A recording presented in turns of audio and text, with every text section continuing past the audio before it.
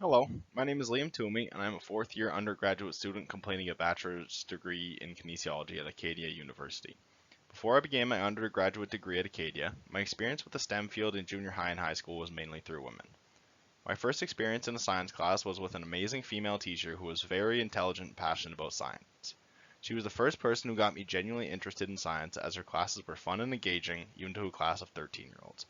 In high school, all of the teachers I had over my 3 years were women.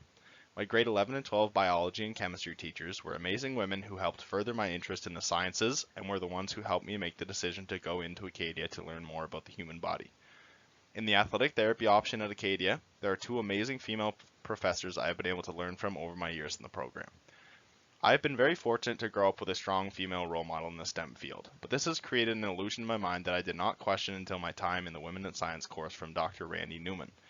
It is in this class that I realized that there do exist hurdles for women in STEM, and that men are responsible for helping to support and create an inclusive space for women in the field. As men in the STEM field, there's a lot that we can do to help create an inclusive environment. To be an effective male ally, it's important to review literature about gender inequity in STEM. If we as a society are not aware of the gender inequities that exist, we cannot begin to address them properly.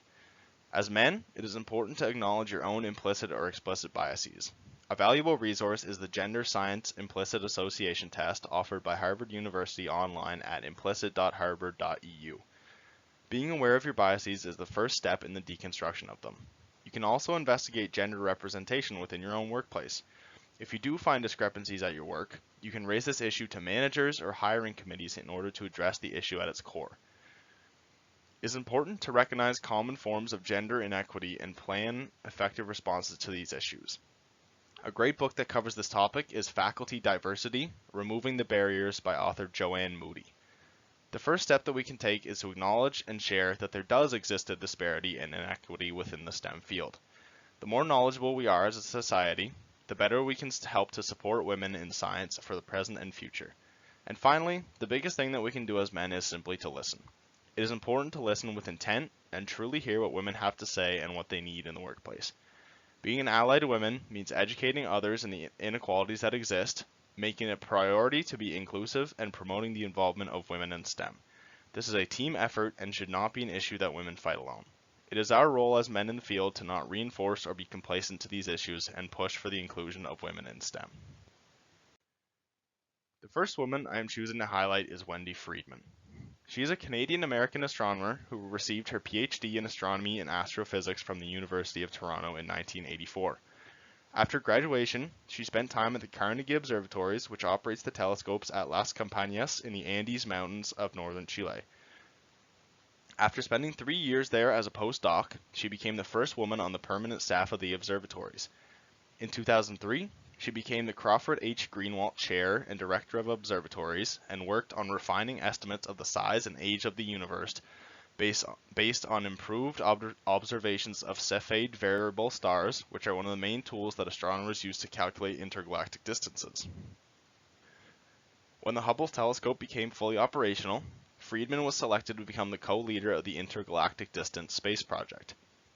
This team was tasked with using the Hubble telescope's greatly increased observational powers to refine the variable of the Hubble constant, which is a key value which depends on the rate of cosmic expansion, helping us to determine the size and age of the universe. She has also been part of a team planning and building the next generation of Earth-based optical telescopes named the Giant Magellan Telescope. This is set to be the world's largest optical instrument with a resolving power an order of magnitude greater than the Hubble telescopes. The second woman I wanted to highlight is Kamala Sohoni.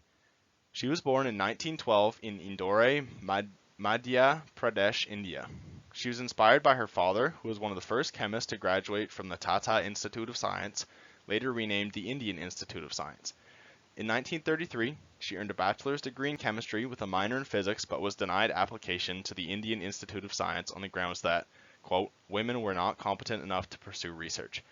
She eventually persuaded the university to grant her admission on the condition that she would be on probation during her first year. After that year, her professors were impressed with her work, and she was allowed to continue her work on the proteins in milk and legumes. Her work was so impressive that the Indian Institute of Science changed its rules to allow women to conduct research there. After earning her master's degree in 1937, She received a scholarship to attend Cambridge University in England. She then completed her PhD in just 14 months, becoming the first Indian woman to earn a PhD in the sciences at a British university. On her return to India, Sahoni was appointed as the professor and head of the biochemistry department at Lady Hardinge Medical College in New Delhi. After marrying in 1947, she moved to Mumbai and joined the Royal Institute of Science as a professor of biochemistry. Her research later led to the development of Neera, which is a drink prepared from palm oil extract, which proved to be highly beneficial in overcoming various health issues faced by malnourished children and pregnant women.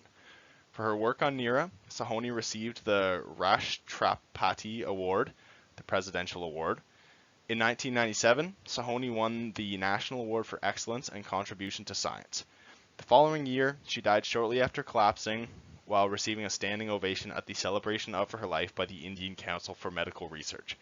The struggles and achievements of Kamala Sahoni has inspired thousands of girls and women in India to pursue